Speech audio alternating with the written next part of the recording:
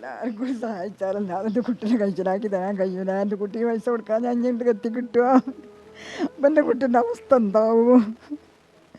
ഞാനെന്തിനാ എൻ്റെ കുട്ടീനെ കാണാതെ ഇവിടെ ഇങ്ങനെ ജീവിക്കുന്നത്? നിങ്ങളൊക്കെ സഹകരിച്ചും കൊണ്ട് എൻ്റെ കുട്ടീനെ എത്തിച്ചു തരും. എനിക്ക് എൻ്റെ പ്രിയപ്പെട്ട പ്രവാസികളൊക്കെ അദ്ദേഹത്തിൻ്റെ ജീവൻ രക്ഷിക്കാൻ വേണ്ടിയിട്ട് 34 കോടി രൂപ കണ്ടെത്താൻ വേണ്ടി നിങ്ങൾ തന്നെ മുന്നോട്ടിറങ്ങണം എന്നാണ് എനിക്ക് അഭ്യർത്ഥിക്കാനുള്ളത്. കാരണം നിങ്ങൾ ഇറങ്ങിയാലേ ഈ ഒരു സംഖ്യ കണ്ടെത്താൻ സാധിക്കുള്ളൂ.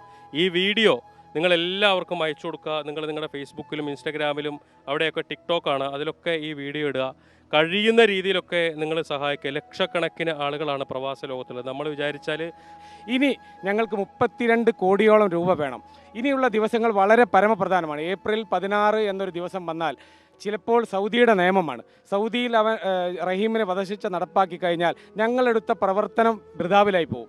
ഈ ജനങ്ങളുടെ കണ്ണീരും ഉമ്മയുടെ കണ്ണീരും വെറുതെ ആയി പോകും. നമ്മുടെ നാട്ടിലെ എന്ത് പ്രശ്നങ്ങളുണ്ടെങ്കിലും എന്ത് പ്രയാസങ്ങളുണ്ടെങ്കിലും അതിനൊക്കെ വലിയ രീതിയിൽ സഹായിക്കുന്നത് പ്രവാസികളാണ്. ഉമ്മയുടെ മകനെ തിരിച്ച് നാട്ടിലേക്ക് കൊണ്ടുവരാൻ വേണ്ടിയിട്ടാണ് ഈ ആളുകളൊക്കെ നാട്ടുകാരൊക്കെ ഇപ്പോൾ ഇവിടെ കൂടിയിട്ടുള്ളത്. ഉമ്മയ്ക്ക് എന്താണ് ശരിക്കും നാട്ടുകാരോട് പറയാനുള്ളത്? നാട്ടുകാരോട് എല്ലാവരും കൂടി എൻ്റെ കുട്ടീനൊക്കെ ഒരു നോട്ടം കാട്ടി തരാൻ, അതിനെത്ര മാര് പൈസ കൊടുക്കണമൊക്കെ നിങ്ങളൊക്കെ ശേഖരിച്ച് കൊടുത്ത് എൻ്റെ കുട്ടിയെ ഒന്ന് കാട്ടിത്തരാം. അത്ര തന്നെ എനിക്കും പറയാനുള്ളൂ. ഒരു നോട്ടം കണ്ട് കണ്ണടയാനുള്ള ഇത് തരട്ടെ. ഇത്ര കൊല്ലായി ഞാൻ എൻ്റെ കുട്ടീനെ വെച്ച് നോറ്റിങ്ങനെ ജീവിക്കാൻ കഴിയുന്നില്ല മക്കളെ. എൻ്റെ കുട്ടിയെ കാണാതെ അവിടേക്ക് ഒന്നും പറയാൻ ചോദില്ല. എല്ലാവരും പാട് പറമ്പിച്ച് എൻ്റെ കുട്ടിയൊന്നും എൻ്റെ അടുത്തേക്ക് എത്തിച്ചേരി ഒരു നോട്ടം കാണാൻ. എല്ലാം ഒന്നും പറയാനില്ല. ഉമ്മ എത്ര വർഷമായി മോനെ കണ്ടിട്ട്? 17 കൊല്ലം, 18ാമത്തെ കൊല്ലമായിട്ടുണ്ട് എൻ്റെ കുട്ടീനെ കണ്ടിട്ട്. നല്ല പോലെ ഇറങ്ങിപ്പോയ ഒരു കുട്ടിയാണല്ലോ. പോയ മാതിരി അല്ലാതെ എൻ്റെ കുട്ടിയൊന്നും എൻ്റെ അടുത്തേക്ക് എത്തിച്ചുകൊണ്ടാ നിങ്ങളൊക്കെ ശ്രമിക്കുന്നത്. അല്ലാതെ എൻ്റെ കുട്ടിക്ക് വരാൻ കഴിയൂല. ഇത്ര മാതിരി പൈസ വേണോ? നിങ്ങളൊക്കെ ശ്രമിച്ച് പൈസ കൊടുത്താലല്ലേ എൻ്റെ കുട്ടീനേക്ക് കാണാൻ കഴിയുള്ളൂ. ഒന്നുമില്ലാരും എൻ്റെ കുട്ടി ഒന്ന് കാട്ടി തന്നാണ്. അന്നൊക്കെ പറയാനില്ല. അവിടെ കണ്ട് കണ്ടറിയാനുള്ള വീരല്ലാവും തെറ്റ്. അവർക്ക് അള്ളാഹു അതിനുള്ള പ്രതിഫലം കൊടുക്കും. എൻ്റെ അടുത്തൊന്നും കൊടുക്കാനില്ല. എൻ്റെ കുട്ടിക്ക് വേണ്ടി എല്ലാവരും സഹായിച്ചു തരട്ടെ. അതിനുള്ള അള്ളാഹു കൊടുക്കും ചെയ്യട്ടെ. എത്രമാതിരി പൈസ വേണോ അതൊക്കെ അള്ളാഹു ഈ കൊടുത്തിട്ട് എല്ലാവരും സഹായിക്കട്ടെ. അവർക്ക് തയ്ച്ച് കൊടുക്കാനുള്ള വീട് അള്ളാഹു കൊടുക്ക്. ആർക്കും പകരം കൊടുക്കാൻ എൻ്റെ അടുത്തില്ലല്ലോ. ഞാൻ കൊടുത്താൽ തയ്യില്ലല്ലോ. ഈ ഉമ്മയ്ക്ക് മകനെ കാണണം എന്നുള്ളതാണ്. 17 വർഷമായിട്ട് ശരിക്കും മകനെ കണ്ടിട്ട് 17 വർഷമായി എന്നാണ് പറയുന്നത്. ഫിറോസ്ക, ഉമ്മയെ സ്നേഹിക്കുന്ന ഓരോ മക്കളും ഈ ഉമ്മാൻ്റെ കണ്ണീര് കാണുന്നുള്ളതാണ്. 18 വർഷമായിട്ട് മകന് വേണ്ടിയിട്ടുള്ളൊരു കാത്തിരിപ്പ് എന്ന് പറഞ്ഞാൽ അത് ആലോചിക്കാൻ കഴിയാത്ത ഒന്നാണ്. നമുക്ക് തന്നെ ഒരു 2 ദിവസം നമ്മുടെ ഉമ്മാനെ കാണാതിരുന്നാൽ നമുക്ക് എത്രമാത്രം വേദനിക്കുന്നുള്ളതാണ്.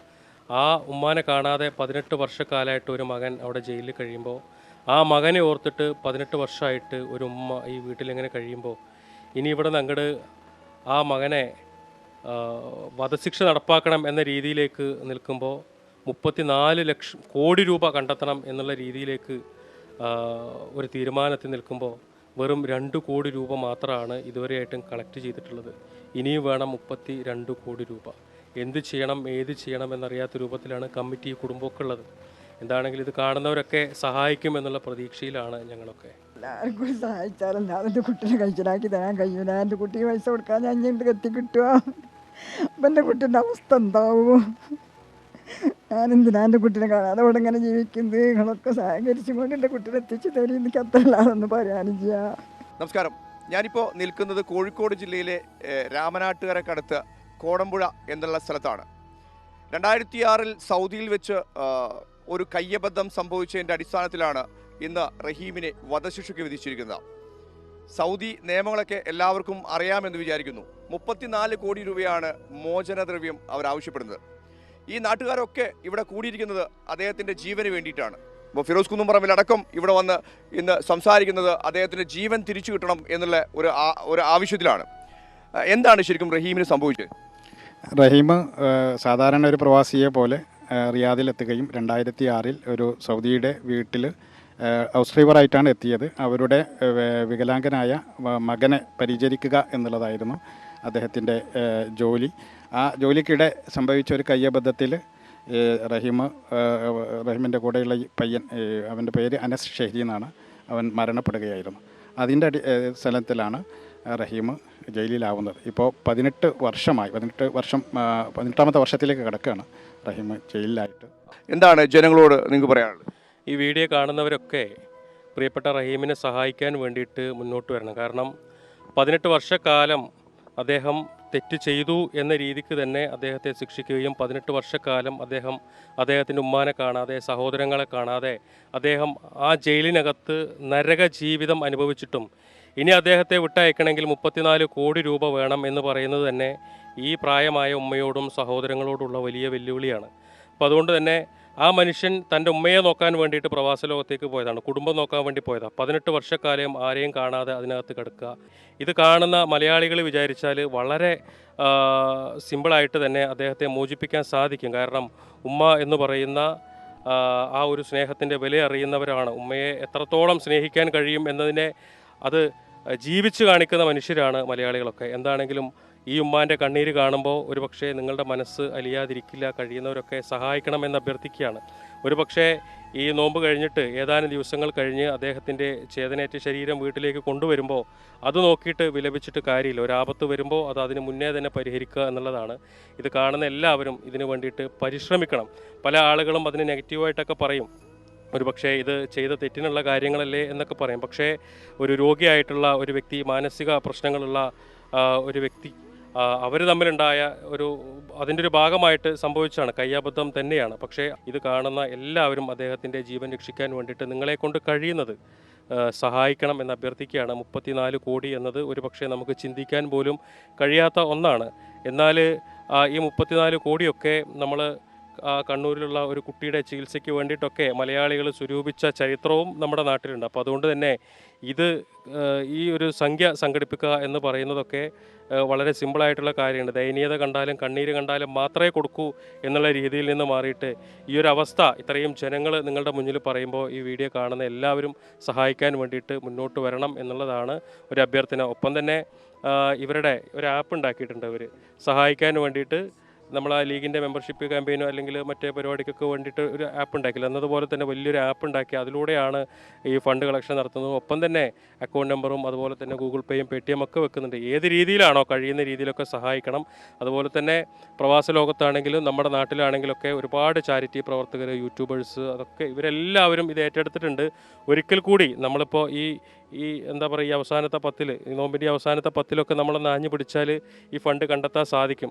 അപ്പോൾ എല്ലാവരും ഇതുമായിട്ട് മുന്നോട്ട് വരണം എന്ന് അഭ്യർത്ഥിക്കുകയാണ്. തീർച്ചയായും നമ്മളൊക്കെ ഇതിന് മുന്നോട്ട് ഇറങ്ങുന്നത് എത്രയും പെട്ടെന്ന് അദ്ദേഹം തിരിച്ച് നാട്ടിലേക്ക് വരണം. ഫിറോസ്ക പറഞ്ഞ പോലെ 18 വർഷം ജയിലിലിട്ടാൽ തീരാവുന്ന പ്രശ്നങ്ങളെ ശരിക്കും ഉള്ളൂ.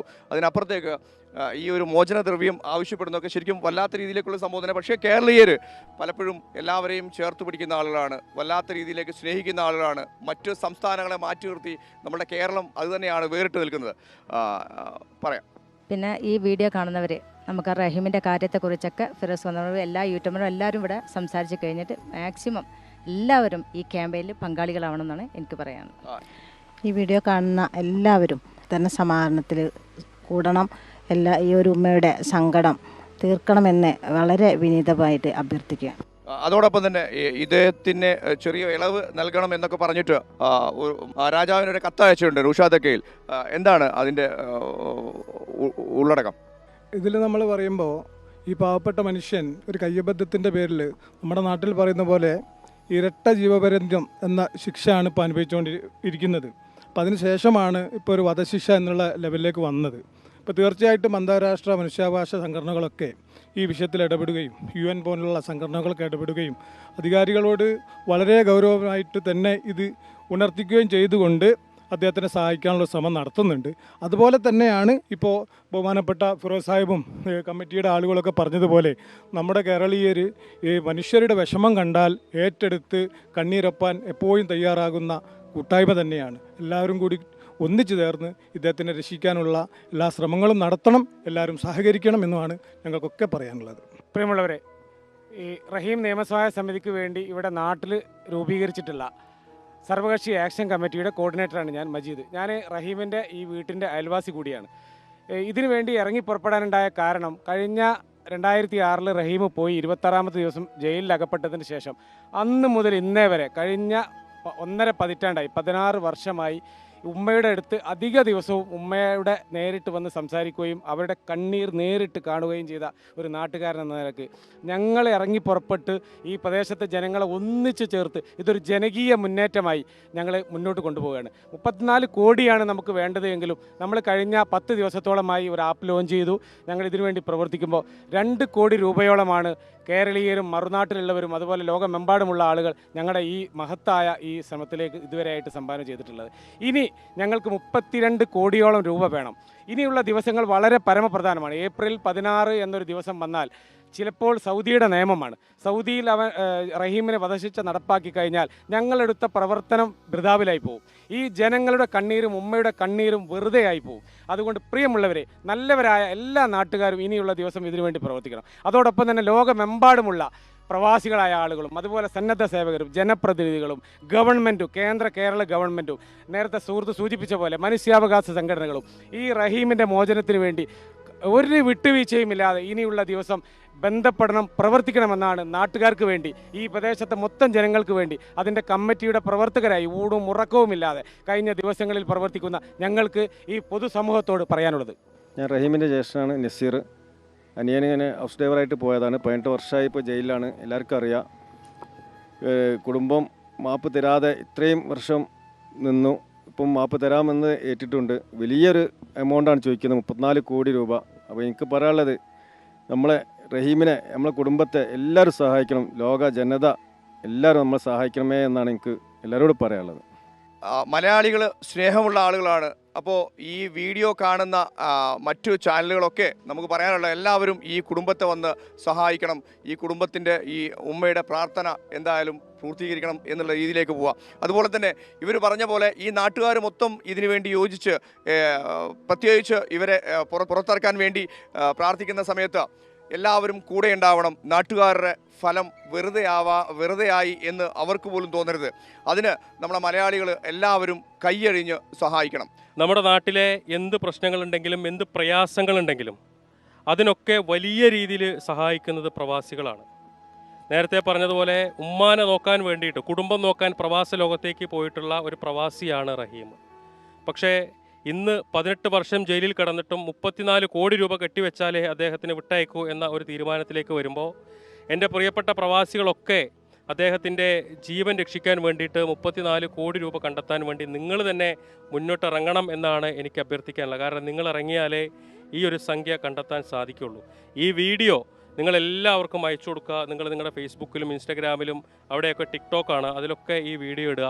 കഴിയുന്ന രീതിയിലൊക്കെ നിങ്ങൾ സഹായിക്കുക. ലക്ഷക്കണക്കിന് ആളുകളാണ് പ്രവാസ ലോകത്തുള്ളത്. നമ്മൾ വിചാരിച്ചാൽ വളരെ സിമ്പിളായിട്ട് അദ്ദേഹത്തെ രക്ഷിക്കാൻ സാധിക്കും. അദ്ദേഹത്തെ മാത്രമല്ല, ഇതുപോലെ ആരൊക്കെ പ്രയാസം അനുഭവിക്കുന്നുണ്ടോ അവരെയൊക്കെ ചേർത്ത് പിടിക്കാൻ പ്രിയപ്പെട്ട പ്രവാസികൾ മുന്നോട്ട് വരണം എന്ന് അഭ്യർത്ഥിക്കുകയാണ്. തീർച്ചയായും പ്രവാസികളെ എടുത്തു പറയേണ്ട വിഷയം തന്നെയാണ്. പ്രവാസികൾ തന്നെയാണ് നാടിൻ്റെ നാട്ടിൽ എന്തെങ്കിലും പ്രശ്നം ഉണ്ടെങ്കിൽ ശരിക്കും പ്രവാസികൾ തന്നെയാണ് മുന്നോട്ട് വരിക. നന്ദി, നമസ്കാരം.